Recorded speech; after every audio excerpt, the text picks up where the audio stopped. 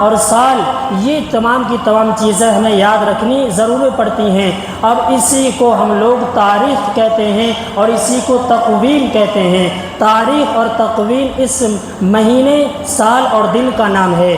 اب سوال یہ ہے کہ یہ تاریخ اور یہ تقویم کہاں سے شروع ہوئی ہے، اس کی ابتدا کہاں سے ہوئی ہے؟ تو اس کی ابتدا حضرت آدم علی نبینا علیہ الصلاۃ والسلام کے زمانے سے شروع ہوئی ہے، جب اللہ تبارک و تعالیٰ نے حضرت آدم علی نبینا علیہ الصلاۃ والسلام کو جنت سے زمین پر اتارا، اور پھر اللہ نے ان کے جسم سے ان کی اولاد کو پیدا کیا، اور ان کی اولاد زمین کے اندر پھیل گئی، تو ان کی اولاد نے جو ہے اپنے اس تاریخ کو اپنے باپ کے اس واقعے سے یاد رکھا کہ جب کہ حضرت آدم کو زمین پر اتارا گیا تھا، گویا کہ پورا زمانہ اسی تاریخ کو لوگ یاد کرے رہے۔ اور پھر اس کے بعد جب حضرت نوح علیہ الصلاۃ والسلام کی پیدائش ہوئی، تو لوگوں نے نوح علیہ الصلاۃ والسلام کے زمانے سے اس تاریخ کو یاد رکھا۔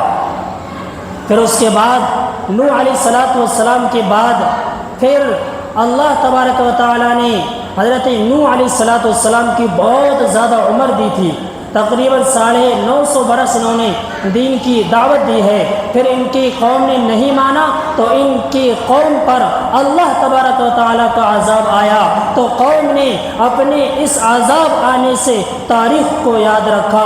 پھر اس کے بعد حضرت ابراہیم علیہ الصلاۃ والسلام جو آگ میں ڈالے گئے تھے، اس آگ میں ڈالے جانے کا جو واقعہ ہے، اس واقعے سے لوگوں نے اس تاریخ کو یاد رکھا۔ پھر اس کے بعد حضرت یوسف علیہ الصلاۃ والسلام جب پیدا ہوئے ہیں، تو لوگوں نے حضرت یوسف علیہ الصلاۃ والسلام کے پیدا ہونے کا جو وقت تھا، اس وقت سے تاریخ کو یاد رکھا۔ پھر اس کے بعد حضرت موسیٰ علیہ الصلاۃ والسلام جب پیدا ہوئے ہیں، تو لوگوں نے حضرت موسیٰ علیہ الصلاۃ والسلام کے زمانے سے اس تاریخ کو یاد رکھا۔ پھر اس کے بعد حضرت سلیمان علیہ الصلاۃ والسلام پیدا ہوئے ہیں، اور حضرت سلیمان علیہ الصلاۃ والسلام کے زمانے سے لوگوں نے اس تاریخ کو یاد رکھا۔ اور پھر اس کے بعد سلیمان علیہ الصلاۃ والسلام کے زمانے سے لے کے حضرت عیسیٰ علیہ الصلاۃ والسلام کے زمانے تک لوگوں نے اس تاریخ کو یاد رکھا، اور لوگ اپنے کسی نہ کسی واقعے سے تاریخ کو یاد کرتے رہے۔ اور حضرت عیسیٰ علیہ الصلاۃ والسلام کے بعد آخر میں جناب محمد رسول اللہ صلی اللہ علیہ وسلم کا زمانہ آتا ہے، جب ان کی پیدائش ہوتی ہے، تو اس واقعے سے لوگ جو ہے تاریخ یاد کرتے رہے۔ یہ ہے حضرت آدم علیہ الصلاۃ والسلام سے لے کر حضرت محمد عربی صلی اللہ علیہ وسلم کا پورا زمانہ تاریخ کا، یہ وہاں سے تاریخ شروع ہوئی ہے۔ اب سوال یہ ہے کہ ہمارا اسلامی سال اور اسلامی کیلنڈر کہاں سے شروع ہوا ہے، اس کی ابتدا کیسے ہوئی؟ تو اس کی ابتدا ایسے ہوئی، حضرت عمر فاروق رضی اللہ تعالیٰ عنہ یہ خلیفہ ہیں، اور ایک صحابی ہیں حضرت ابو موسیٰ اشعری رضی اللہ تعالیٰ عنہ، انہوں نے حضرت ابو موسیٰ اشعری رضی اللہ تعالیٰ عنہ نے ایک حضرت عمر فاروق کے خط لکھا، اور اس خط کے اندر جو ہے شکایت یہ تھی کہ حضرت آپ ہمیں اپنے خطوط لکھتے ہیں، آپ ہمیں اپنے فرامین لکھتے ہیں، لیکن ان کے اندر کوئی تاریخ نہیں ہوتی ہے جس سے ہم حساب لگاتے ہیں، تو حساب لگانے میں ہمیں حساب لگانے میں دشواری مشکل آتی ہے، مشکل کا سامنا کرنا پڑتا ہے۔ جب حضرت عمر فاروق نے یہ بات سنی، تو صحابہ کرام رضوان اللہ تعالی علیہم اجمعین کو جمع کیا اور کہا کہ لوگوں بیٹھو اور اس مسئلے کو حل کرو، ہمارے سال کا مہینہ پہلا کون سا ہونا چاہیے، ہماری سال کی ابتدا کس واقعے سے ہونی چاہیے۔ تو صحابہ کرام نے جمع ہوئے، صحابہ کرام وہاں بیٹھے، اور کچھ صحابہ کرام نے کہا کہ ہماری سال کی تاریخ وہ ہونی چاہیے جس میں محمد، کیوں؟ اس لیے کہ ہجرت ہی نے ہمیں کھڑا کر دیا ہے، ہجرت ہی سے ہم مسلمان معاشی طور پر، ہم مسلمان سیاسی طور پر، اور ہم مسلمان کہلائے ہیں، اس لیے ہمیں جو اپنی کیلنڈر بنانا چاہیے وہ ہجرت سے بنانا چاہیے۔ اب سوال یہ ہے کہ ہجرت نبی پاک صلی اللہ علیہ وسلم نے، بہرحال اس پر یہ والی رائے حضرت علی کی تھی، تو حضرت علی کی رائے کو حضرت عمر نے سنا اور اس کو بہت پسند کیا، اور حضرت عمر نے فیصلہ کر دیا کہ ٹھیک ہے، ہماری تاریخ کا جو آغاز ہوگا وہ ہجرت سے ہوگا۔ آپ صلی اللہ علیہ وسلم مکہ کو چھوڑ کر جو مدینہ گئے تھے وہاں سے اس کی تاریخ کی ابتدا ہوگی۔ اب پھر تو پتہ ہی چلا کہ حضرت علی کی رائے ہے اور حضرت عمر کا فیصلہ ہے اس تاریخ پر۔ اور پھر اب سوال یہ ہوا کہ سال کا پہلا مہینہ کون سا ہونا چاہیے؟ تو پھر صحابہ کرام نے کہا کہ اشہر حرم میں سے ہونا چاہیے، ذوالقعدہ کر لو، ذوالحجہ کر لو، رجب کر لو۔ تو لوگوں نے کہا نہیں، اشہر حرم میں سے نہیں، بلکہ ہمیں تاریخ جو ہے بتاتی ہے، وہی بتاتی ہے کہ نبی پاک صلی اللہ علیہ وسلم نے جس مہینے کے اندر ہجرت کی ہے اسی مہینے سے شروعات کی جائے۔ لیکن پھر اس کے اندر بھی تھوڑی گڑبڑی سی ہوئی، کیونکہ نبی پاک صلی اللہ علیہ وسلم نے ہجرت کی ہے وہ ربیع الاول کے اندر کی ہے، لیکن ربیع الاول سے ہجرت کی تاریخ نہ کر کے بلکہ اشہر حرم یعنی جو 4 مہینے محترم ہیں ان میں سے پہلا مہینہ جو ہے وہ جو ہے محرم کا ہے۔ اس سے جو ہے حضرت عمر فاروق رضی اللہ تعالیٰ عنہ نے کہا کہ ہم اپنے اسلامی سال کی تاریخ ہجرت سے رکھیں گے اور اسلامی سال کا پہلا مہینہ محرم کا رکھیں گے۔ کیوں؟ اس لیے کہ محرم ادب والا ہے، احترام والا ہے۔ تو گویا کہ یہ ہماری اس طریقے سے ایک ہجری کیلنڈر شروع ہوا ہے اور ہجری تاریخ شروع ہوئی ہے۔ اب آپ ذرا یہ سوچیں کہ ہم اس ہجری کیلنڈر کا فائدہ کیا ہے؟ اس ہجری کیلنڈر کا فائدہ یہ ہے کہ ہم جو جنوری، فروری یہ چیزیں ہم گنتے ہیں ان کے اندر شرک کی بو آتی ہے، ہمارے اسلامی مہینوں کے اندر شرک کی بو نہیں آتی ہے۔ آپ ذرا غور کریں، جنوری یہ رومیوں کا ایک دیوتا تھا، یہ رومی سوچتے تھے کہ یہ دیوتا ہے اور یہ آگے کو بھی دیکھتا ہے اور یہ پیچھے کو بھی دیکھتا ہے، اور گویا کہ تو اس طریقے سے اس جنوری کے اندر جو ہے شرک ہے۔ اور یہ فروری کے اندر بھی یہ رومی سمجھتے تھے کہ ہماری ایک دیوتی ہے اور اس کو بہت زیادہ یہ مقدس سمجھتے تھے، اس کو بہت زیادہ پاکیزہ سمجھتے تھے۔ تو بہرحال اس کے اندر بھی شرک ہے۔ اور یہ مارچ ان کے نزدیک، رومیوں کے نزدیک یہ جنگ کا ایک دیوتا تھا۔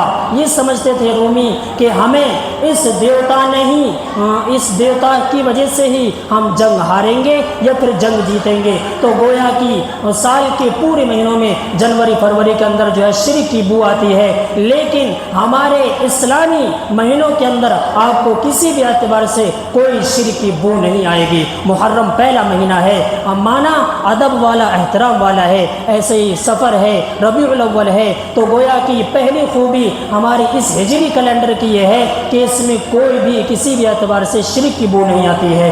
دوسری خوبی اس کی یہ ہے، حضرت مولانا یعقوب صاحب نانوتوی رحمہ اللہ تعالیٰ فرماتے ہیں کہ اگر سارے لوگ مل کر جو ہے تاریخ بھول جائیں اور کسی کو بھی کوئی تاریخ یاد نہ ہو تو سورج کو دیکھ کر جو ہے، یہ انگریزی جو تاریخ ہے وہ سورج سے بنی ہے، تو سورج کو دیکھ کر ہم تاریخ کا پتہ نہیں لگا سکتے ہیں، لیکن چاند کو دیکھ کر کچھ نہ کچھ ضرور اندازہ ہو جائے گا۔ اور اگر بالآخر کچھ بھی اندازہ نہ ہو سکے تو پھر ایک مہینے کی دقت آ سکتی ہے، دشواری آ سکتی ہے۔ جب مہینے کا پہلا دن ہوگا تو چاند پورا کا پورا نکل آئے گا، جس سے پتہ لگ جائے گا کہ آج مہینے کی پہلی تاریخ ہے۔ تو دوسری خوبی ہمارے اسلامی کیلنڈر کی اور اسلامی ہجرت کی یہ ہے۔ افسوس یہ ہے کہ ہم نے اپنی چیزوں کو تو بھلا دیا ہے اور غیروں کی چیزوں کو لے لیا ہے۔ ہم کسی سے معلوم کریں کہ بھائی سن کون سا ہے، 2026 ہے، کسی کو نہیں پتہ ہوگا کہ سن 1448 بھی ہے، یہ چیز یاد نہیں رہتی ہے۔ بالآخر یہ بات ہے کہ ہمیں جس طریقے سے اس سے لگاؤ ہے، اسی طریقے سے ہمیں اپنے اس ہجری کیلنڈر سے بھی لگاؤ ہونا چاہیے۔ کیوں؟ اس لیے کہ ہم اللہ تبارک و تعالیٰ نے ہمیں عبادت کے لیے پیدا کیا ہے، اور جب ہم عبادت کرتے ہیں تو عبادتوں کا حساب بھی ہمیں اسی ہجری کیلنڈر سے لگانا ہوتا ہے۔ بہرحال یہ ایک تاریخی بات تھی جو میں نے آپ حضرات کو بتائی۔ اب دوسری بات یہ ہے کہ محرم الحرام کی فضیلت کیا ہے۔ تو محرم الحرام کی پہلی فضیلت تو یہی ہے کہ ہمارا اس سے اسلامی سال شروع ہوتا ہے، اس سے ہمارا اسلامی کیلنڈر شروع ہوتا ہے۔ اور دوسری فضیلت محرم الحرام کی جو ہے وہ یہ ہے کہ قرآن پاک پارہ نمبر 10 سورہ توبہ آیت نمبر 36 ان عدت الشہور عند اللہ 12 شہرا فی کتاب اللہ یوم خلق السماوات والارض منها 4 حرم، اللہ تبارک و تعالیٰ نے کہا ہے کہ ہم نے ان عدت الشہوری کہ جب تم مہینوں کی گنتی لگاؤ تو مہینے 12 ہیں۔ کیوں؟ کب سے 12 ہیں؟ اللہ تبارک و تعالیٰ نے ان عدت الشہور عند اللہ 12 کہ ہمارے نزدیک جو ہیں اللہ کہہ رہے ہیں کہ ہم نے سال کے 12 مہینے پیدا کیے ہیں۔ قرآن کریم پارہ نمبر 10 کے اندر ہے ہم نے 12 مہینے پیدا کیے ہیں۔ کب سے پیدا کیے ہیں؟ یوم خلق السماوات والارض منها، جب سے پیدا کیے ہیں، جب سے ہم نے آسمان اور زمین کو پیدا کیا ہے، جب سے آسمان اور زمین پیدا ہوئے ہیں، جب سے ہی ہم نے جو ہے یہ سال کے 12 مہینے پیدا کر دیے ہیں۔ منہا 4 حرم، ان میں سے 4 مہینے ادب والے ہیں، 4 مہینے احترام والے ہیں، 4 مہینے عزت والے ہیں، 4 مہینے برکت والے ہیں۔ وہ 4 مہینے کون سے ہیں؟ اس بات کی تصریح جو ہے قرآن نے نہیں کی ہے، یہ بات حدیث پاک کے اندر موجود ہے۔ حضرت ابو ہریرہ رضی اللہ تعالی عنہ یہ فرماتے ہیں کہ نبی پاک صلی اللہ علیہ وسلم نے ارشاد فرمایا کہ لوگوں زمانہ اپنے وقت پر لوٹ کر آ گیا ہے۔ نبی پاک صلی اللہ علیہ وسلم نے ارشاد فرمایا کہ لوگوں زمانہ اپنے وقت پر لوٹ کر آ گیا ہے، اور 4 مہینے جو ہیں وہ ادب والے ہیں، 4 مہینے احترام والے ہیں، 4 مہینے عزت والے ہیں۔ وہ 4 مہینے کون سے ہیں؟ نمبر 1 ذوالقعدہ، نمبر 2 ذی الحجہ، نمبر 3 محرم، اور نمبر 4 رجب۔ یہ 4 مہینے اللہ کے نبی جناب محمد رسول اللہ صلی اللہ علیہ وسلم نے ان کو ادب والا بتایا ہے، ان کو احترام والا بتایا ہے، انہی کو اشہر حرم کہا جاتا ہے۔ تو بہرحال یہ 4 مہینے ہیں، ان 4 مہینوں کے اندر اب اس حدیث پاک کے اندر ہمیں سب سے پہلی بات جو سمجھنے کی ہے وہ یہ ہے کہ نبی پاک صلی اللہ علیہ وسلم نے ارشاد فرمایا کہ لوگوں زمانہ اپنے وقت پر لوٹ کر آ گیا ہے۔ اس کا کیا مطلب ہے؟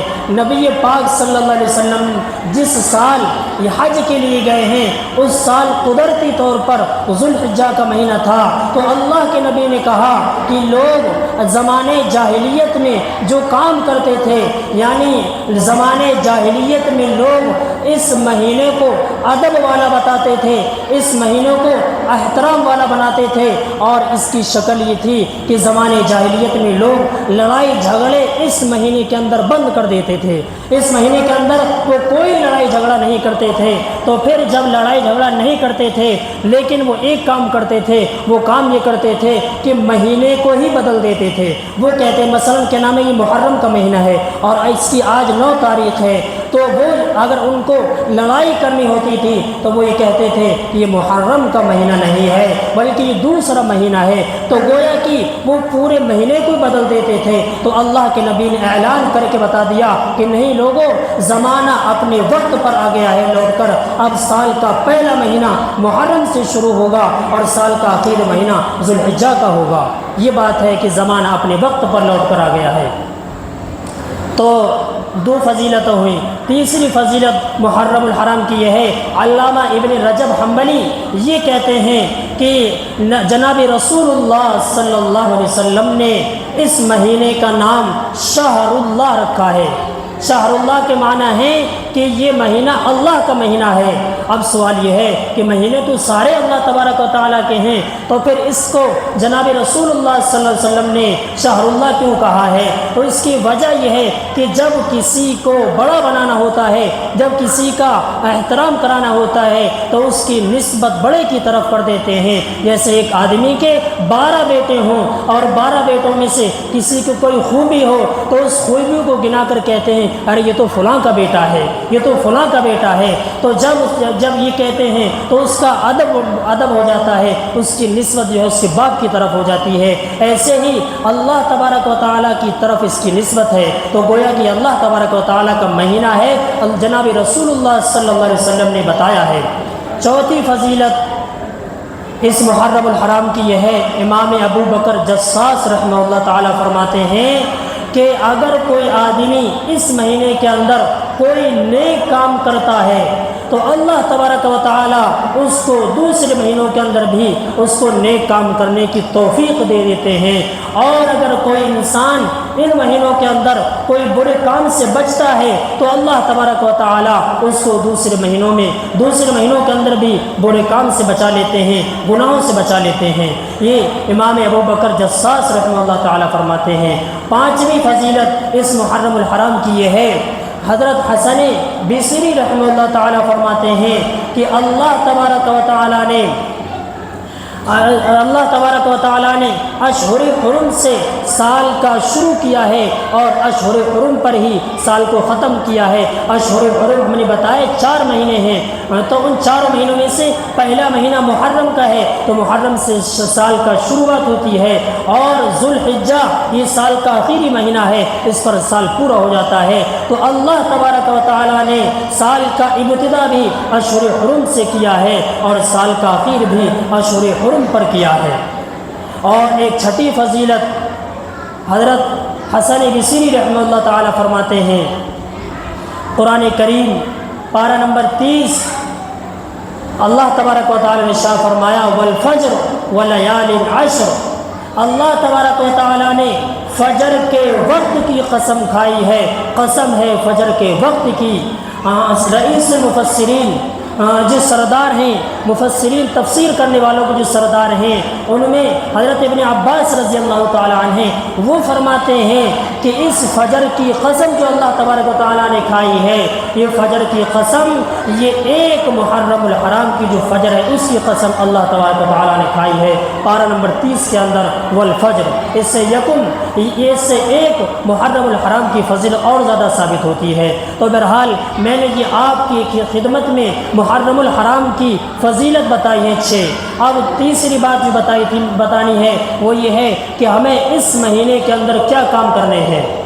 تو ہمیں اس مہینے کے اندر کام جو کرنے ہیں وہ کام یہ ہیں جو نبی پاک صلی اللہ علیہ وسلم سے ثابت ہیں، وہ کام صرف 2 ہیں، تیسرا کوئی کام نبی پاک صلی اللہ علیہ وسلم سے ثابت نہیں ہے، نہ دور صحابہ سے ثابت ہے، نہ کسی بزرگ سے ثابت ہے۔ صرف 2 کام ایسے ہیں جو ہمیں اس مہینے کے اندر کرنے ہیں، تیسرا کوئی کام بھی اس مہینے کے اندر ہمیں نہیں کرنا ہے۔ کیوں نہیں کرنا ہے؟ اس لیے نہیں کرنا ہے کیونکہ جناب رسول اللہ صلی اللہ علیہ وسلم سے اس کا کوئی ثبوت نہیں ملتا ہے، نہ صحابہ کرام سے اس کا کوئی ثبوت ملتا ہے۔ بہرحال یہ 2 کام کون سے ہیں جو ہمیں اس مہینے کے اندر کرنا ہے؟ وہ 2 کاموں میں سے سب سے پہلا کام جناب رسول اللہ صلی اللہ علیہ وسلم نے ارشاد فرمایا کہ رمضان المبارک کے مہینے کے بعد سب سے بہترین اور سب سے افضل جو روزے ہیں وہ اشہر حرم، وہ جو ہے اس مہینے کے ہیں، یعنی محرم الحرام کے مہینے کے ہیں۔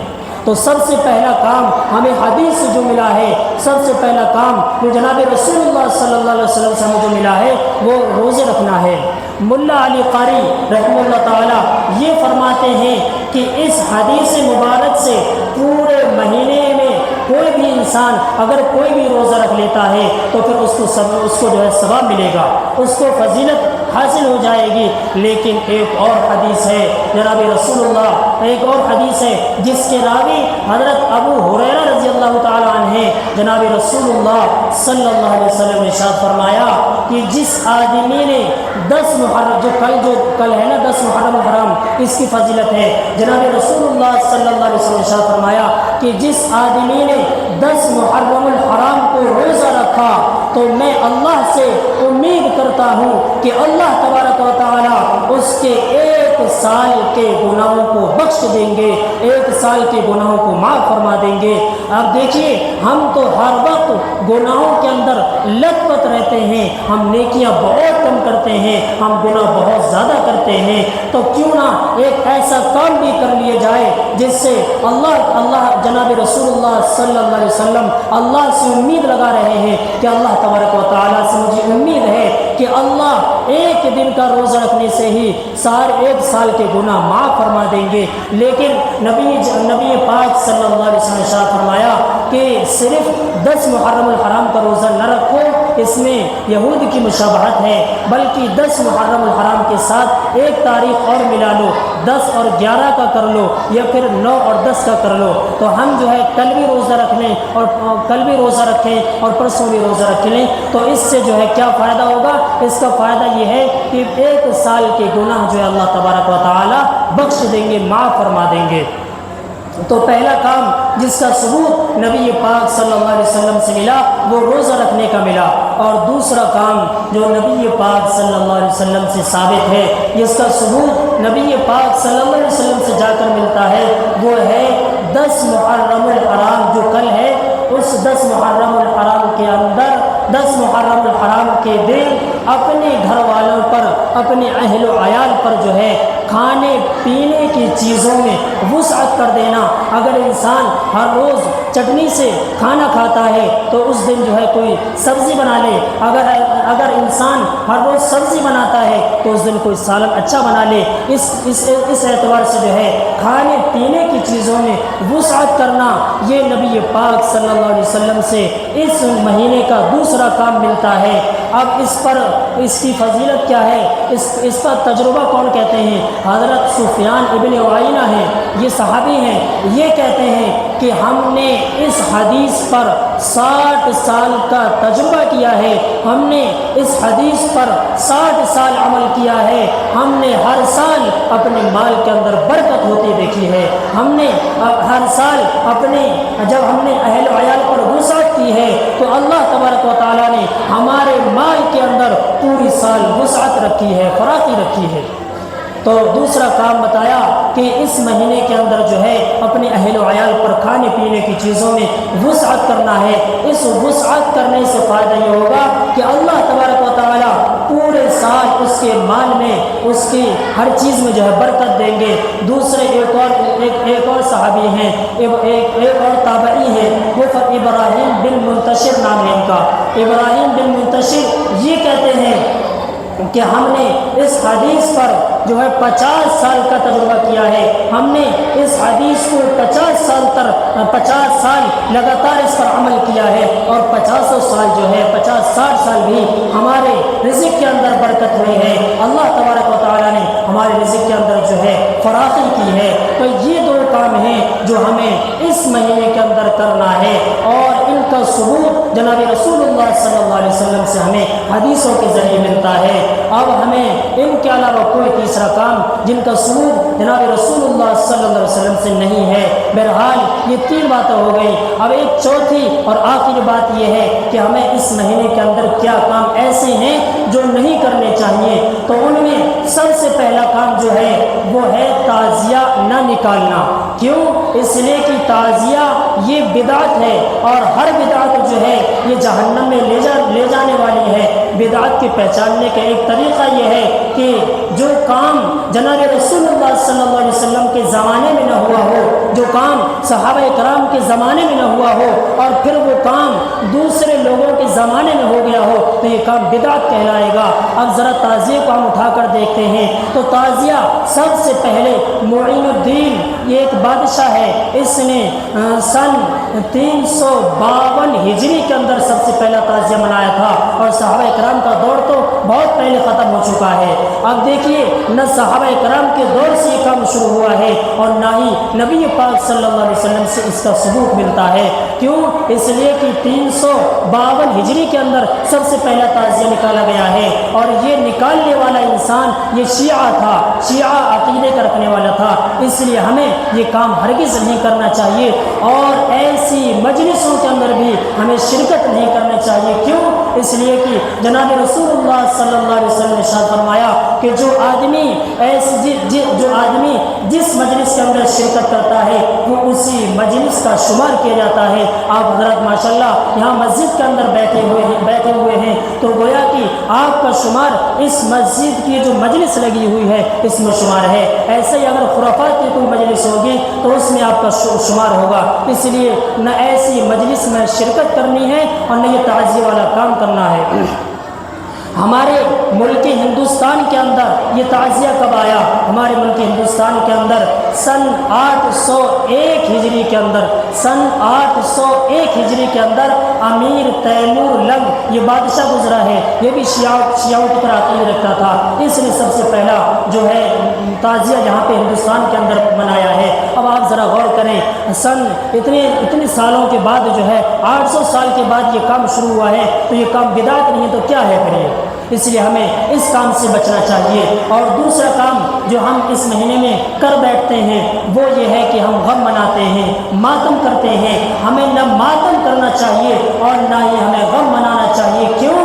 اس لیے کہ غم منائیں گے تو بھی اپنے جسم سے منائیں گے، ماتم کریں گے تو بھی اپنے جسم سے کریں گے، اور ہم اپنے جسم کے مالک نہیں ہیں۔ ہمارے جسم کا مالک اور خالق وہ اللہ تبارک و تعالی ہیں، اور اللہ تبارک و تعالی کی پورا جسم جو ہے ان کی ملکیت میں شمار ہوتا ہے۔ اب اس کو ایسے سمجھ لیجئے جیسے آپ کی 5 بیگھہ زمین ہو اور اس زمین کے مالک آپ ہیں، اور میں جا کر وہاں پہ ہل جتواؤں اور اس کے اندر بیج بو دوں تو گویا کہ میں آپ کی ملکیت میں ناجائز اور غلط کام کر رہا ہوں۔ ایسے ہی اگر ہم اپنے سینے کو پیٹیں گے، اپنے گالوں پر تماچے ماریں گے، اپنے جسم پر چھریاں ماریں گے تو یہ اللہ تبارک و تعالیٰ کی ملک ہے۔ اللہ تبارک و تعالیٰ ہمارے جسم کے مالک ہیں، تو اللہ تبارک و تعالیٰ کی ملکیت میں ہم ناجائز تصرف کریں گے۔ اس لیے ہمیں ماتم کرنا اور یہ ایسے خرافات والے کام کرنا، ان سے ہم بچنا چاہیے۔ یہ حرام کام ہے، یہ حرام کام ہے۔ اسی لیے خودکشی کرنا یہ بھی حرام ہے۔ کیوں؟ اس لیے حرام ہے کہ ہم اس جسم کے مالک نہیں ہیں، اس جسم کا مالک اللہ تبارک و تعالیٰ ہے، اور کوئی بھی کسی کی ملکیت میں ناجائز تصرف نہیں کر سکتا ہے۔ اور ایک تیسرا کام ہمیں اس مہینے کے اندر نہیں کرنا ہے، وہ یہ ہے کہ ہم دوسروں کے دیکھا دکھاوی کالا لباس پہننا شروع کر دیتے ہیں۔ تو ہمیں کالا لباس اس وجہ سے نہیں پہننا ہے کہ یہ دوسرے لوگوں کی مشابہت اختیار کرتا ہے۔ اگر کسی انسان کی کوئی صحیح نیت ہو، اگر وہ پہن لے تو گناہ بھی نہیں ہے، لیکن نہ پہننا یہ زیادہ بہتر ہے۔ تو اس سے ہمیں اجتناب کرنا چاہیے اور اس سے ہمیں بچنا چاہیے۔ تو یہ چند ایک باتیں تھیں جو اس محرم الحرام کے مہینے میں نہیں کرنی چاہیے۔ باتیں تو بہت ساری ہیں، لیکن حضرت والا کا جو ہے بیان ہونا ہے، اصل تو بیان حضرت والا کا ہی ہے۔ میں اپنی جگہ لیتا ہوں۔ آمین و آخر دعوانا ان الحمدللہ رب العالمین۔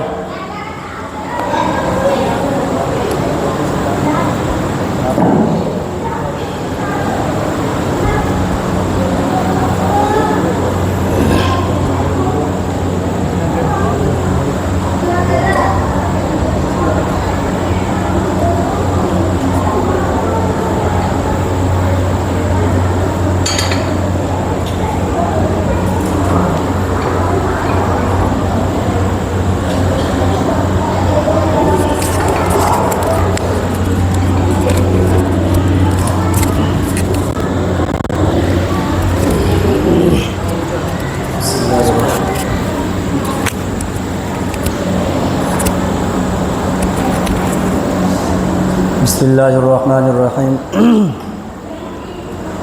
نحمدہ ونصلی علی رسولہ الکریم اما بعد فاعوذ باللہ من الشیطان الرجیم بسم اللہ الرحمن الرحیم ولا تقولوا لمن يقتل في سبيل الله اموات بل احیاء ولكن لا تشعرون وقال رسول اللہ صلی اللہ علیہ وسلم الحسن والحسین سیدا شباب اہل الجنہ وقال رسول اللہ صلی اللہ علیہ وسلم من احب الحسن والحسین فقد احبنی او کما قال علیہ الصلاۃ والسلام۔ ملے گی جنت، پیے گا کوثر، اسی کو محشر میں چین ہوگا۔ ملے گی جنت، پیے گا کوثر، اسی کو محشر میں چین ہوگا۔ نبی محبت کریں گے اس سے کہ جس کے دل میں حسین ہوگا۔ محترم بزرگوں اور دوستوں، محرم الحرام کا مہینہ اور کربلا کا واقعہ، جس کربلا کے واقعے پر آسمان اور زمین سب رویا، اگر آپ دل تھام کر بیٹھیں گے تو آپ کو بھی اندازہ ہو جائے گا کہ سرزمین کربلا کے اندر حضرت محمد الرسول اللہ صلی اللہ علیہ وسلم کے نواسوں کے ساتھ کیا حال اور برتاؤ کیا گیا، خود حضور صلی اللہ علیہ وسلم کے اہل بیت کے ساتھ کیا معاملہ پیش آیا۔ اللہ تبارک و تعالی نے جب سے یہ دنیا بنائی، اس دنیا کے بنانے میں جس دن اللہ تبارک و تعالی نے حضرت انسان کو پیدا کیا تھا، اسی دن سے شیطان انسان کا دشمن بن گیا تھا۔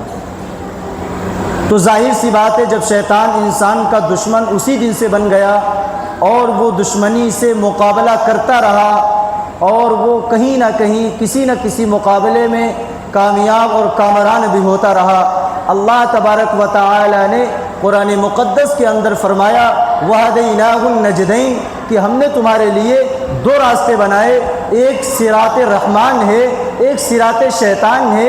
مرضی آپ کی ہے، آپ کو عقل دی گئی، آپ کو دماغ دیا گیا، آپ کو حضور صلی اللہ علیہ وسلم کی تعلیمات مل گئیں۔ اب آپ خود اندازہ لگا لیجئے کہ آپ کو شیطان کے راستے پر چلنا ہے یا آپ کو رحمان کے راستے پر چلنا ہے۔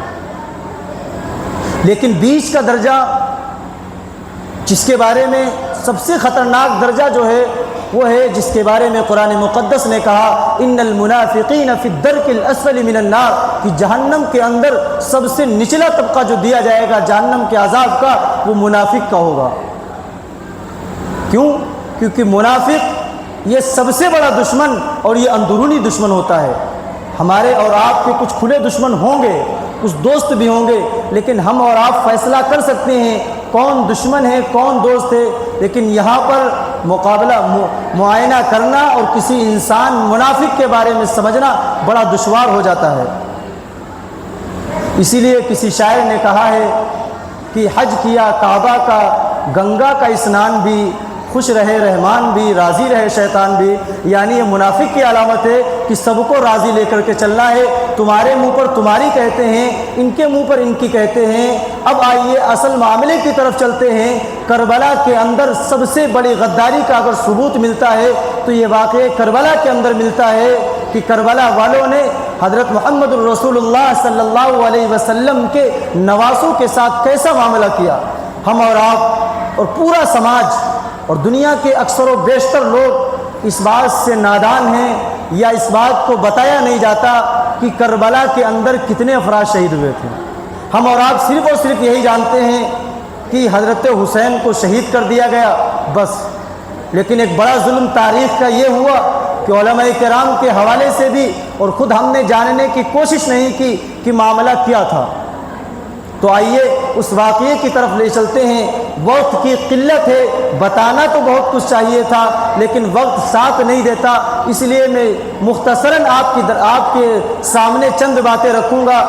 جب حضرت معاویہ رضی اللہ عنہ کا دور خلافت ختم ہوا اور آپ دنیا سے پردہ فرما گئے، دنیا سے رخصت ہو گئے، تو ان کے بعد جو یزید کا دور آیا سن 60 ہجری میں دمشق کے اندر، جب یزید تخت نشین ہوا، ادھر مکۃ المکرمہ اور مدینۃ المنورہ کے اندر جو اس وقت کے بڑے پائے کے بزرگ مانے جاتے تھے وہ حضرت حسین رضی اللہ عنہ، حضرت عبداللہ ابن زبیر رضی اللہ عنہ، حضرت عبداللہ ابن عباس رضی اللہ عنہما مانے جاتے تھے۔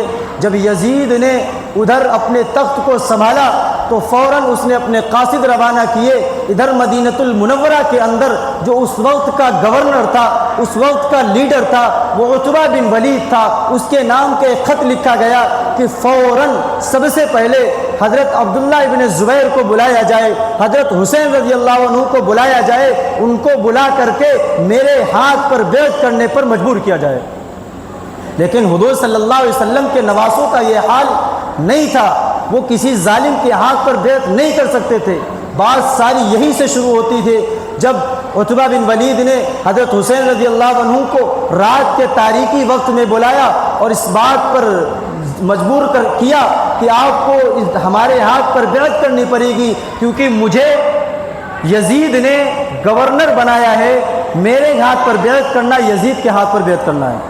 لیکن حضرت حسین رضی اللہ عنہ نے اس وقت فوراً کہا کہ سورج کی کرنیں مانند پڑ چکی ہیں، مجھ جیسا آدمی اگر رات میں تیرے ہاتھ پر بیعت کر دے گا تو لوگوں کو کیا پتہ چلے گا؟ کل دن کی تاریخ میں دن کا سورج جب نکل آئے، پورے طور پر طلوع ہو جائے، تب مجھے بلانا، پھر دیکھتے ہیں، غور و فکر کرتے ہیں بیعت کرنی ہے یا نہیں کرنی ہے۔ اس کے بعد میں ادھر راتوں رات حضرت حسین رضی اللہ عنہ اور حضرت عبداللہ ابن زبیر رضی اللہ عنہ مدینۃ المنورہ سے سفر کرتے ہیں اور اپنی محفوظ جگہ مکۃ المکرمہ تشریف لے آتے ہیں، کیونکہ یہ ملک شام سے بھی دور کا علاقہ تھا۔ مکۃ المکرمہ اور مدینۃ المنورہ سے زیادہ محفوظ تھا، کیونکہ یہاں اللہ تبارک و تعالی نے ہر ایک چیز کو امن دے رکھا ہے۔ قرآن مقدس کے اندر ارشاد فرمایا ومن دخلہ کان آمنا، جو یہاں داخل ہو گیا اس کو امن مل گیا۔ جب حسین رضی اللہ عنہ مکۃ المکرمہ آئے، آپ کے پاس کوفہ والوں کی جانب سے اتنے خطوط آئے۔ حضرت نعمان بن بشیر کوفہ کے گورنر تھے اس وقت، جو کہ ایک صحابی تھے، ان کی موجودگی میں خطوط آتے رہے۔ حضرت حسین رضی اللہ عنہ نظر انداز کرتے رہے۔ تقریباً 18,000 خط آئے کہ آپ آ جائیے، کیونکہ آپ کے والد کا مقام کوفہ ہے۔ حضرت علی رضی اللہ عنہ نے یہیں سے بیٹھ کر تخت کو سنبھالا تھا۔ آپ آئیے، ہم آپ کو ماننے والے ہیں، ہم حسین کرنے والے ہیں، ہم آپ کے ہاتھ پر بیعت کریں گے، آپ آئیے، اسلامی قانون کو نافذ کیجئے اور ہماری رہنمائی کیجئے۔ جب بار بار خط کا اصرار ہوا تو اپنے حضرت حسین رضی اللہ عنہ نے اپنے صحابہ سے درخواست کی، جو ان کے ساتھی تھے، حضرت عبداللہ ابن عباس، حضرت عبداللہ ابن زبیر اور حضرت عبداللہ ابن عمر رضی اللہ عنہ سے درخواست کی اور مشورہ کیا۔ مشورے میں یہ طے پایا گیا کہ آپ وہاں نہ جائیے گا، کوفی بڑے غدار ہیں۔ آپ کے بھائی حضرت حسن رضی اللہ عنہ کے ساتھ بھی انہوں نے بڑی غداری کی تھی۔ کیا آپ کو یاد نہیں کہ انہوں نے حضرت حسن رضی اللہ عنہ کی ٹانگ کے اوپر نیزہ مارا تھا، جس کی وجہ سے بڑا زخم بن گیا تھا؟ اسی لیے یہ دونوں بھائی کوفہ کی سرزمین سے واپس آ کر مدینۃ المنورہ میں بس گئے تھے۔ لیکن حضرت حسین رضی اللہ عنہ نے بار بار اصرار کیا اور کہا کہ آپ کو معلوم نہیں، خطوط دکھلائے کہ کوفہ والے بڑے اصرار کر رہے ہیں، اور اگر میں وہاں نہ گیا کل قیامت کے دن اللہ تبارک و تعالیٰ کی بارگاہ میں ان لوگوں نے یہ کہہ دیا کہ ہم نے حسین کو بلایا تھا کہ دین سکھانے آئیں تاکہ ہم ان کے ہاتھ پر بیعت کریں اور اسلامی نظام کو نافذ کر سکیں، لیکن حسین نہیں آئے تو میں محمد الرسول اللہ اپنے نانا جان کے سامنے کیا منہ دکھاؤں گا؟ چنانچہ جب حضرات صحابہ ان کے ساتھی سمجھ گئے کہ حضرت حسین نہیں مانیں گے اور یہ جا کر کے ہی رہیں گے، تو کہا کہ اپنے ساتھی کسی کو پہلے خبر لینے کے لیے بھیج دیجئے۔ چنانچہ یہ بات ڈن ہو گئی، طے ہو گئی۔ حضرت مسلم بن عقیل جو حضرت حسین رضی اللہ عنہ کے چچا زاد بھائی ہیں، ان سے درخواست کی اور ان سے کہا اور ان کو بھیجا گیا۔ جب وہاں گئے تو کوفہ والوں نے بڑی تعداد میں مسجد کے اندر، جامع مسجد کوفہ پورے طور پر بھر گئی، اور کوفہ کی سرزمین پر سب لوگ علی علی اور حسین حسین اور حیدر حیدر کے نعرے لگانے لگے، مسلم بن عقیل کے ہاتھ پر بیعت کرنے لگے۔ جب مسلم بن عقیل نے کئی روز تک ٹھہر کر کے دیکھا تو کہا معاملہ تو درست ہے، حسین رضی اللہ عنہ کے نام کا خط لکھا کہ آپ آ جائیے، جیسے حالات ہم لوگ سمجھ رہے تھے ویسے بالکل نہیں ہے۔ حضرت حسین رضی اللہ عنہ کو جب خط ملا تو انہوں نے اپنے سفر کو تیار کر لیا اور اپنے ساتھ اپنے گھر کی خواتین، بیوی بچوں کو ساتھ لیا، اور قافلہ چل رہا تھا تو مکہ کے اور ساتھی صحابہ کرام بھی حضرت حسین رضی اللہ عنہ کے ساتھ ہو لیے۔ 100 کے قریب حضرات مکۃ المکرمہ سے اپنا رخت سفر باندھ کر نکلتے ہیں۔ ادھر مسلم بن عقیل کی خبر جب یزید کو پہنچی تو اس نے یکایک ایک بارگی میں وہاں کا گورنر بدل دیا، کوفہ کے گورنر کو بدل دیا گیا۔ جب کوفہ کا گورنر بدل دیا گیا، وہاں ایک نقاب پوش، ایک صبح ہوتی ہے، ایک نقاب پوش چہرے پر نقاب اوڑھ کر کے ایک شخص گھوڑے پر سوار ہو کر کے تلوار میان میں لے کر کے آتا ہے۔ جب دربار میں پہنچتا ہے، گورنر ہاؤس میں پہنچتا ہے، لوگ سمجھتے ہیں کہ حسین آ گئے، لگتا ہے حسین آ گئے، چاروں طرف آوازیں گونجنے لگیں۔ جب دیکھا گیا، اس نے اپنے چہرے سے نقاب ہٹایا اور کہا، لوگوں میں بصرہ کا گورنر تھا، اب میں کوفہ کا گورنر ہو گیا ہوں، اور جن جن لوگوں نے ان کی حمایت کی ہے، یعنی مسلم بن عقیل اور ان کے ساتھیوں کی حمایت کی ہے، تلوار کو نکالا اور ان کے سر کو وہیں قلم کرنا شروع کر دیا۔ جو کوفی 18,000 خطوط لکھ رہے تھے، بڑا اصرار کر رہے تھے حضرت حسین رضی اللہ عنہ کو بنانے کے لیے، وہ چند منٹوں میں ایک تلوار کی دھار کو دیکھ کر فوراً اپنا رخ بدل دیا، فوراً غداری میں تبدیل ہو گئے، فوراً حسین رضی اللہ عنہ کے دشمن بن گئے اور فوراً اس کے ہاتھ پر بیعت کر لی۔ ادھر حسین رضی اللہ عنہ اپنا قافلہ لے کر جب مقام زبارہ میں پہنچتے ہیں، زیالہ یا زبارہ نام آتا ہے روایت میں، جب وہاں پہنچتے ہیں تو خبر ملتی ہے کہ وہاں تو معاملہ بدل گیا ہے، اور مسلم بن عقیل جن کو بھیجا گیا تھا ان کو ان کے 2 بھائیوں یا 2 بیٹوں کے ساتھ قتل کر دیا گیا۔ اب ان کو تکلیف پہنچی اور انہوں نے کہا، اب جو معاملہ ہونا تھا، جس معاملے اور جس ارادے سے ہم لوگ نکلے تھے اس کے برعکس ہو گیا۔ تمام کے تمام قافلے والے کو، اہل بیت کے تمام حضرات کو جمع کیا اور کہا، ہم جس ارادے سے نکلے تھے، یکایک کوفہ والوں نے ہمارے ساتھ غداری کر دی، اب آپ کی مرضی ہے، چاہے تو آپ ہمارے ساتھ چلیں کیونکہ ہمیں مسلم بن عقیل کا بدلہ لینا ہے، اور چاہے تو آپ مکہ المکرمہ واپس چلے جائیں۔ کن حضرات نے، کچھ تو تھے جو واپس چلے گئے، زیادہ تر تعداد میں لوگوں نے کہا کہ نہیں، ہم آپ کے ساتھ ہیں، جو ہوگا ہم آپ کے ساتھ رہیں گے، ہم آپ کا ساتھ نہیں چھوڑ سکتے کیونکہ آپ نواسۂ رسول ہیں۔ قافلہ آگے چلا، جب کوفہ کے بارڈر کے اوپر پہنچے ہیں، ادھر ابن زیاد نے، کوفہ کا گورنر، اس نے 1,000 کا قافلہ، 1,000 کا قافلہ ایک فوج کے کمانڈر کے ساتھ بھیجا۔ وہ آتا ہے اور اس نے پوری خبر حضرت حسین رضی اللہ عنہ کے سامنے رکھی اور کہا، تم کو میرے ہاتھ پر بیعت کرنا پڑے گا، اس کے بغیر کوئی چارہ نہیں ہے۔ حضرت حسین رضی اللہ عنہ نے کہا کہ نہ پدی کا شوربہ، جب میں تیرے مین حاکم یعنی ابن یزید کے ہاتھ پر بیعت کرنے سے انکار کر چکا ہوں تو تیرے ہاتھ پر بیعت کیسے کر لوں؟ بیعت کرنے سے انکار کر دیا۔ اتنے میں ابن زیاد نے 4,000 کا لشکر لے کر عمرو بن سعد کو دوبارہ بھیج دیا اور کہا کہ جا کر کے ان کا مقابلہ کرو، اگر وہ مانتے ہیں تو مجبور کرو، اور نہیں مانتے تو ان کے قتل کر کے ان کی گردنوں کو ہمارے پاس لے کر کے آؤ۔ وہاں قافلہ پہنچتا ہے، 4,000، تقریباً یہ 5,000 پر مشتمل ایک فوج، ادھر کچھ 100 سے بھی کم افراد، وہ بھی چند بیوی بچے اور چھوٹے چھوٹے شیرخوار بچے ہیں، بوڑھے بھی ہیں۔ حضرت حسین رضی اللہ عنہ کی عمر اس وقت 58 سال کی ہو چکی ہے۔ 58 سال کی عمر میں یہ اپنے قافلے کے ساتھ وہاں پر تشریف فرما ہے۔ جب ادھر سے سعد بن عمرو آتا ہے اور اس نے پورے واقعے کی خبر دی اور 2 ہی راستے بتلائے، تو حضرت حسین رضی اللہ عنہ نے کہا کہ نہیں، میرے پاس 3 آپشن ہیں، یا تو آپ مجھے کوفہ دمشق جانے سے ابن یزید کے ہاتھ سے ابن یزید کے سامنے جانے دیجئے، اس سے مقابلہ کرائیے، یا مجھے مدینہ المنورہ واپس جانے دیجئے، یا مجھے کسی سرحد پر جانے دیجئے، وہاں جا کر میں شہید ہو جاؤں گا یا غازی بن کر آؤں گا۔ یہ 3 شرائط جب اس سعد بن عمرو نے لکھ کر کے کوفہ کے یزید، کوفہ کے گورنر ابن زیاد کے پاس پہنچے، جب وہ رکا دیکھا گیا تو ابن زیاد شروع میں خوش ہوا کہ یہ تو معاملہ اچھا ہے، معاملہ بن گیا، جو چاہتے تھے وہی ہو گیا، اور اب ہمیں اس میں چکر میں پڑنے کی ضرورت نہیں، یزید جانے حسین جانے، ہم تو اس سے بری ہو گئے، معاملہ ایسے ہی حل ہو جائے گا۔ لیکن اسی درمیان میں ایک ناہنجار شخص بیٹھا ہوا تھا، ایک ایسا ظالم اور جابر شخص جو اس کا گورنر کا ملازم تھا یا گورنر کا قریبی تھا۔ اس نے فوراً کہا، جس کا نام شمر ذی الجوشن تھا، اس نے کہا، بادشاہ سلامت، ابن زیاد یہ تم کیا کر رہے ہو؟ عتبہ بن ولید کی گورنری سے جو بھاگ کر کے آیا ہے، جس نے ابن یزید کے ہاتھ پر بیعت نہیں کی، اگر آج اس کو قتل نہیں کیا گیا تو ہماری پوری سلطنت تہس نہس ہو سکتی ہے۔ جب یہ دم بھر دیا، اس کے کان میں زہر بھر دیا، تو ابن زیاد کے بھی کان میں جوں ریت گئیں۔ فوراً اس کے ہوش باختہ ہو گئے۔ اس نے کہا کہ اب تیرے بس کی بات ہے، کیا تو یہ کر لے گا کہ حسین کے سر کو لا کر میرے سامنے پیش کر دے؟ اس نے کہا میں کر لوں گا۔ فوراً وہاں سے اٹھا، کہا پہلے والے اس شخص کا جو فوج کا کمانڈر تھا اس کے ساتھ کیا کرنا ہے جس کے ساتھ اور فوج گئی تھی؟ تو ابن زیاد نے کہا اس کو اگر وہ مانے تو مان لینا اور نہ مانے تو اس کو وہیں قتل کر دینا۔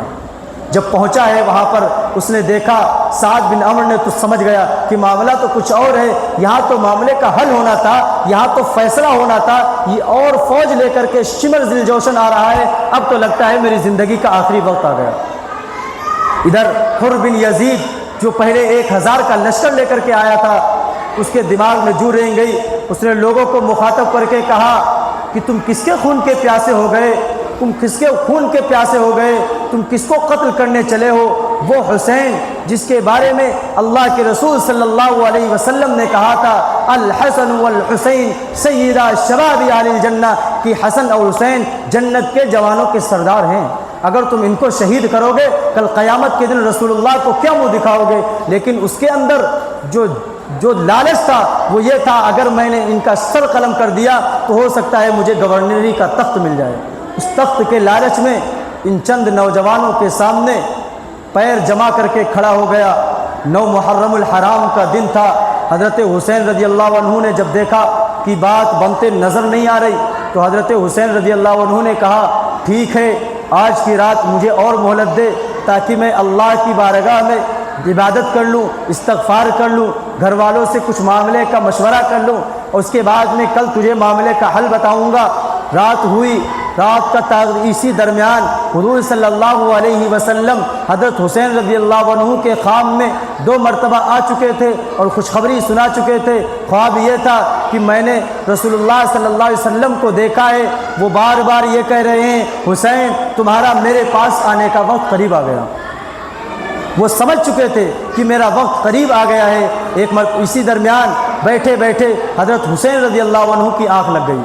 جب آنکھ لگ گئی تو ایک خواب دیکھا کہ کچھ لوگ چل رہے ہیں اور ان کے ساتھ کچھ روحیں بھی چل رہی ہیں۔ جب یہ خواب دیکھا تو فوراً ایک دم سے انا للہ و انا الیہ راجعون پڑھا۔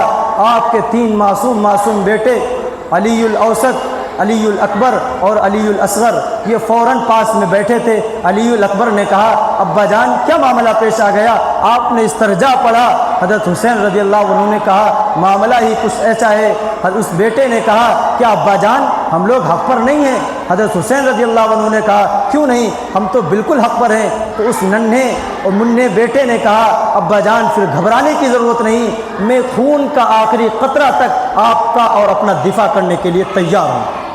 چنانچہ حضرت حسین رضی اللہ عنہ نے اپنے لخت جگر کی کمر کو تھپ تھپایا اور کہا واقعی تو نے حسین کے بیٹے کے ہونے کا حق ادا کر دیا۔ صبح ہوئی دشمن مقابل میں آ گئے۔ حضرت حسین رضی اللہ عنہ کی گود میں ننھا منھا بچہ علی الاصغر گود میں لیے بیٹھے ہیں۔ اتنے میں دشمن کا ایک تیر آتا ہے اور آ کر کے اس ننھے منھے بچے کے کلیجے کو پار کر جاتا ہے۔ وہ اپنے لخت جگر کو اپنے گود کے اندر تڑپتا ہوا دیکھ رہے تھے، لیکن سامنے دشمن کی فوج تھی، کرتے بھی تو کیا کرتے۔ چنانچہ ان کو لے کر کے خیمے کے اندر گئے۔ ان کی بہن حضرت زینب رضی اللہ عنہا اور ان کی بیوی بھی اور ان کے درمیانی درجے کے بیٹے علی الاوسط بھی وہاں تشریف فرماتے، کیونکہ وہ بیمار تھے اس لیے وہ بیمار ہونے کی وجہ سے باہر نہ آ سکے تھے، وہ بھی تشریف فرماتے۔ آپ سب کے بیٹے ہیں، ذرا دل پر ہاتھ رکھ کر دیکھیے اس وقت حسین رضی اللہ عنہ پر کیا بیت رہی ہوگی کہ ننھے منھے بیٹے کی تیر لگا ہے اور سامنے عورتوں بھی ہیں، بچے بھی ہیں، شیرخوار بچے بھی ہیں، اور اسی درمیان ایک بڑا قافلہ دشمن کا قافلہ حملہ کرنے کے لیے تیار ہے۔ ننھے منھے بچے کو خیمے کے اندر دے دیا، فوراً باہر آ گئے، تلوار کو میان سے نکال لیا۔ اس درمیان میں ایک بات بتاتا چلوں، کچھ لوگوں نے بتلایا کہ صرف کربلا کے اندر حضرت حسین رضی اللہ عنہ کو شہید کیا گیا تھا۔ نہیں، آپ کے ساتھ میں سب سے پہلے شہید جو ہیں آپ کے 8 بھائی، آپ کے ساتھ اسی کربلا کے اندر حضرت علی المرتضیٰ کے 9 بیٹے ٹوٹل شہید ہوئے ہیں۔ لہٰذا آپ کے ایک بڑے بھائی، آپ کے ایک بھائی حضرت علی الاوسط ہیں، دوسرے حضرت حسین ابن دوسرے درجے کے حضرت ابو بکر ابن علی ہیں، تیسرے درجے کے عثمان ابن علی ہیں، چوتھے درجے کے جعفر ابن علی ہیں، پانچویں درجے کے عباس ابن علی ہیں، چھٹے درجے کے عبداللہ ابن علی ہیں، آٹھویں درجے کے عبید اللہ ابن علی ہیں، اور یہ امام حسین رضی اللہ عنہ، یہ 9 بیٹے اسی کربلا کے اندر شہید ہوئے ہیں۔ حضرت علی رضی اللہ عنہ کے، حضرت حسن رضی اللہ عنہ کے 3 بیٹے، حضرت حسین رضی اللہ عنہ کے 2 بیٹے، 3 بھانجے، حضرت مسلم بن عقیل کے 3 بھائی اور 2 بیٹے مزید اس قافلے میں شہید ہوئے ہیں۔ تقریباً 21 یا 27 افراد کا قافلہ اس کربلا کے اندر دم توڑتا رہا۔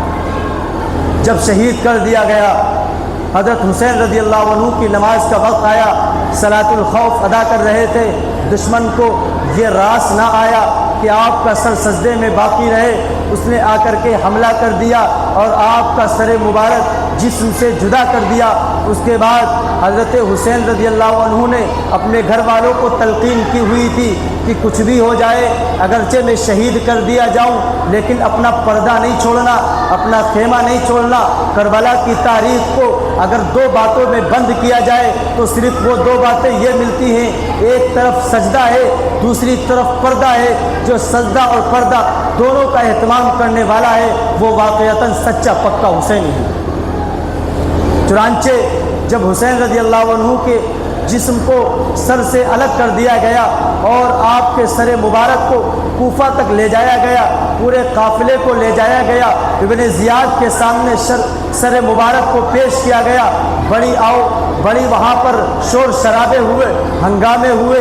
اسی درمیان ایک بوڑھے صحابی زید بن ارقم بھی آتے ہیں، لرزہ ہے، ہاتھ کپ کپا رہے ہیں، آگے بڑھتے ہیں، دیکھا کہ حضور صلی اللہ علیہ وسلم کے نواسے کے سر کو لایا گیا اور وہ ابن زیاد اپنی لاٹھی سے حسین رضی اللہ عنہ کے ہونٹ مبارک، لب تو بڑے حسین ہیں۔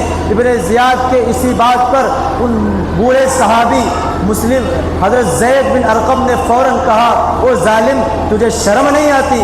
یہ وہ ہونٹ ہیں جن ہونٹوں کو وَلَقَدْ رَأَيْتُ رسول اللہ صلی اللہ علیہ وسلم یلازمہ، میں نے انہی ہونٹوں کو رسول اللہ صلی اللہ علیہ وسلم کو چومتے دیکھا ہے، آج اپنی کھڑی کو ان سے دور کر لے۔ لیکن اس کے بعد آپ کے سر مبارک کو وہاں سے ابن یزید کے پاس بھیجا گیا۔ جب یزید کے پاس یہ قافلہ پہنچا، حضرت حسین رضی اللہ عنہ کی 2 بیٹی بالکل ننھی منی، حضرت سکینہ بنت حسین، حضرت فاطمہ بنت حسین، ان کی سواری کو پیچھے رکھا گیا۔ یہ ظالم کہتا ہے، لوگوں جب تم اس سر کو لے جانا تو یہ اگلی سواری میں رکھ کے لے جانا، ان ننھے منھے لگتے جگر کو پیچھے بیٹھا کر کے لے جانا تاکہ یہ ابا کا سر دیکھتے ہوئے جائیں۔ سوچو کیا بیت رہی ہوگی ان ننھے منھے معصوم بچوں کے اوپر۔ چنانچہ یہ قافلہ ابن یزید کے درمیان پہنچتا ہے، یزید اپنی کرسی کو چھوڑ دیتا ہے، وہاں آہو بکا چالو ہو جاتی ہے۔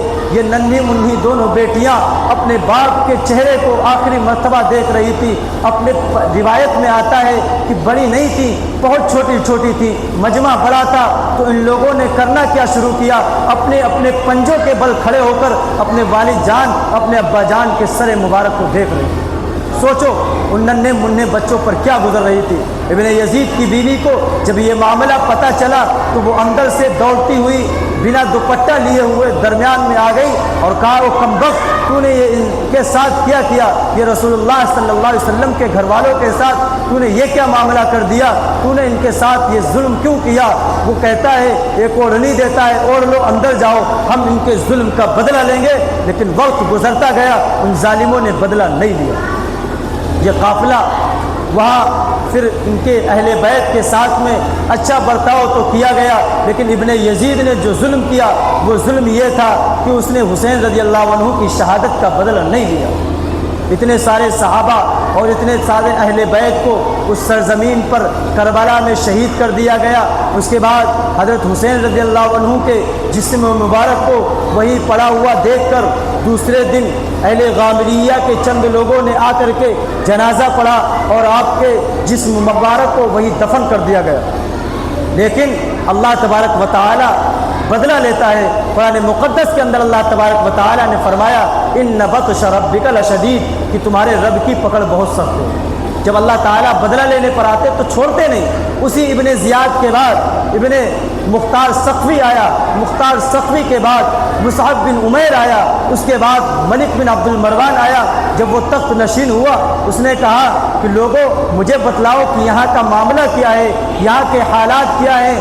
تو لوگوں نے بتلایا آپ جس تخت پر بیٹھے ہیں اسی تخت پر اسی تشتری کے اندر حضرت حسین رضی اللہ عنہ کے سر کو لایا گیا، ان کے بعد اسی تشتری میں ابن زیاد کے سر کو لایا گیا، اس کے بعد اسی تشتری میں مختار سقفی کے سر کو لایا گیا، اس کے بعد اسی تشتری کے اندر مصعب بن عمیر کے سر کو لایا گیا۔ وہ تڑپ گیا، حیران ہو گیا، باہر نکل آیا اور کہا اس عمارت کو فوراً ختم کر دیا جائے۔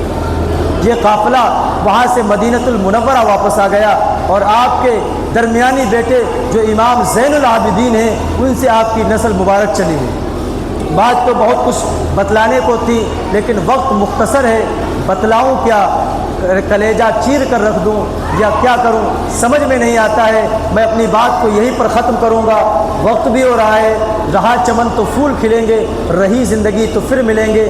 بس اتنی بات ہے کہ حسین رضی اللہ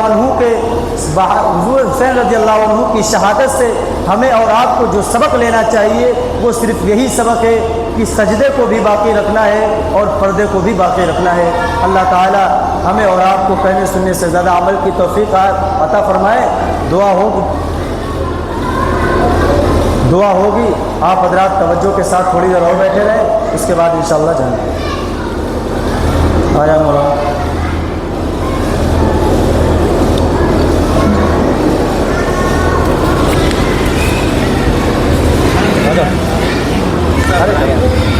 جلدی کرا دو، ٹائم نہیں ہے، ٹائم نہیں کرا دو اچھے لگے۔ ان سے کہا تھا دعا کریں جو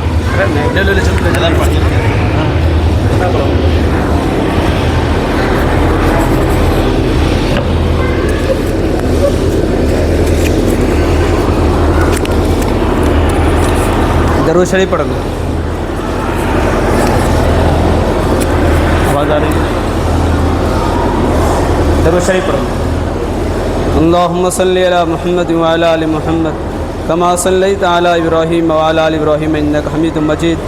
اللہم بارک علی محمد وعلی آل محمد کما بارکت علی ابراہیم وعلی آل ابراہیم انک حمید مجید۔ ربنا ظلمنا انفسنا وان لم تغفر لنا وترحمنا لنکونن من الخاسرین۔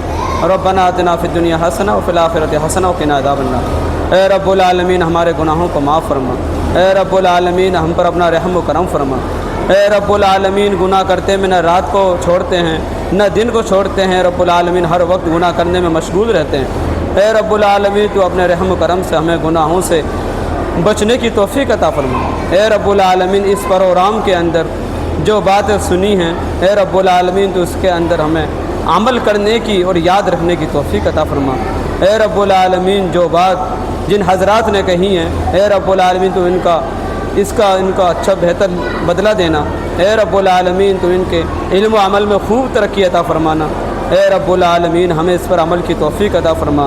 اے رب العالمین جو بات سننے سے رہ گئی ہوں ہمارے کوتاہی کی وجہ سے، لاپرواہی کی وجہ سے، اے رب العالمین تو ہمیں معاف فرما دینا۔ اے رب العالمین ہمارے ان مختصر سی دعاؤں کو اپنے لاڈلے محبوب صلی اللہ علیہ وسلم کے صدقہ طفیل میں قبول فرما۔ ربنا تقبل منا انک انت السمیع العلیم وتب علینا انک انت التواب الرحیم، وصلی اللہ تعالی علی خیر خلقہ محمد وعلی آلہ وصحبہ اجمعین برحمتک۔